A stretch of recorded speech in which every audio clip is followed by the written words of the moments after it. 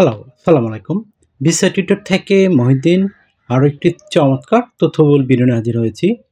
আজকে আমরা যে দেশের ভিসা, ব্যবসা, জব নিয়ে কথাবার্তা বলবো, সেটি হলো আপনার ভানুয়াতু। আর ভানুয়াতু কিন্তু আপনার বাংলাদেশ থেকে বা পৃথিবীর অন্যান্য দেশ থেকে আপনি সহজেই এই ভিসা ছাড়াই যেতে পারেন। তো সেই প্রসেসটা আমরা আলোচনা করব। আর আপনি ওইখানে গিয়ে কিন্তু আপনি ট্যুরিস্ট ভিসায় আপনি ধরেন বিজনেস, ব্যবসা, জব যাই ইচ্ছা করতে পারেন। একদম দারুণ সুযোগ রয়েছে। আর এই দেশটিতে আপনার বিশেষ করে বর্তমানে প্রচুর বিদেশি পর্যটক যায়। সেজন্য আপনার ফুড বিজনেস, রেস্টুরেন্ট ছোট, ছোট এগুলো খুব প্রচুর চাহিদা। তো আপনি যদি ইন্টারেস্ট থাকেন যে আপনি ভানুয়াতুতে কিভাবে যাবেন, আপনার সেই প্রসেসটি জানতে ইচ্ছে করে, তাহলে আপনি পুরো ভিডিওটি দেখতে পারেন। তাহলে আপনি অথেন্টিকভাবে যেতে পারবেন।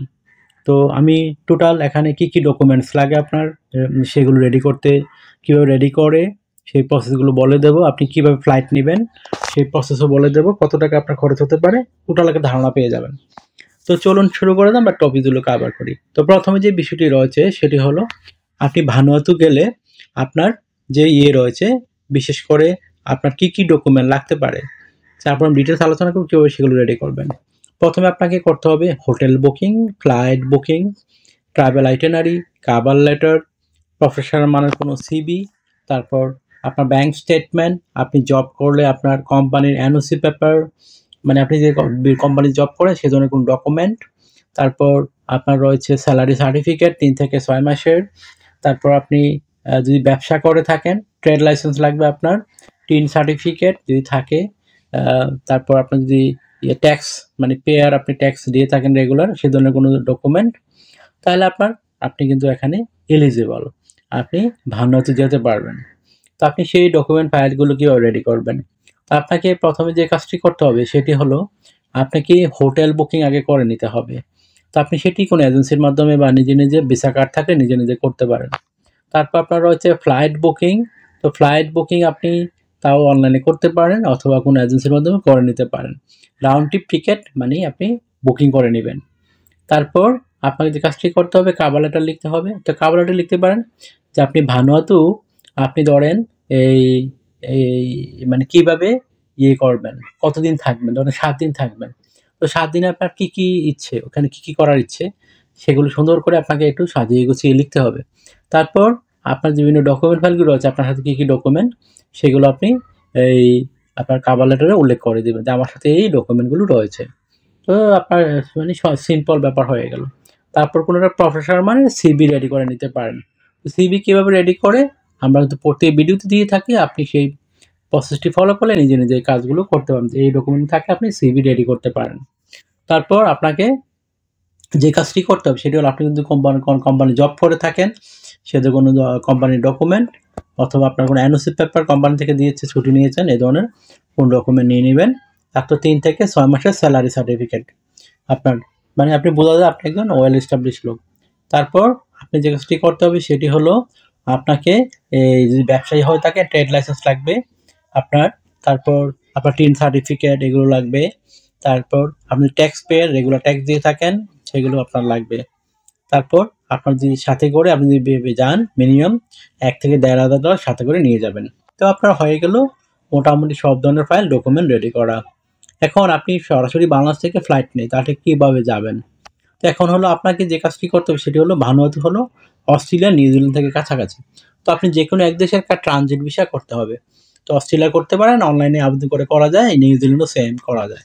তো আপনার অস্ট্রেলিয়া করলে একটু কম খরচ হয়, নিউজিল্যান্ডে একটু বেশি খরচ হয় আবেদন। কিন্তু নিউজিল্যান্ডে আপনার সবচেয়ে সুবিধা কি, আপনি 1 সপ্তাহের মধ্যেই ভিসার রেজাল্ট পেয়ে যাবেন। আপনাকে অনলাইনে কোনো বায়োমেট্রিক দিতে হবে না, কিছু দিতে হবে না, কোনো ইন্টারভিউ ফেস করতে হবে না, আপনাকে টোটালি তারা অনলাইনে দিয়ে থাকে।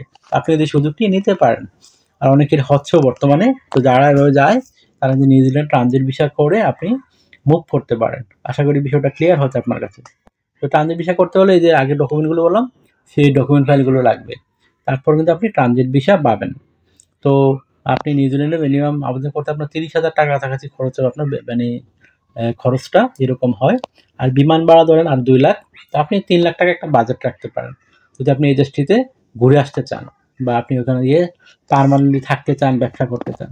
আর আমি ওখানে বললাম আপনি যদি মানে বিজনেস পার্সন হয়ে থাকেন বিজনেস করার সুযোগ রয়েছে, কারণ ওইখানে প্রচুর টুরিস্ট করতে আছে, এই জন্য প্রচুর রেস্টুরেন্ট রয়েছে, আপনাকে ছোট ছোট রেস্টুরেন্ট করতে পারবেন। তারপর আপনার যে মানে ফুড সাপ্লাই ফুড বিজনেস করতে পারেন, বিদেশে এই ধরনের ছোট ছোট টি স্টল ফুড খেতে পছন্দ করে।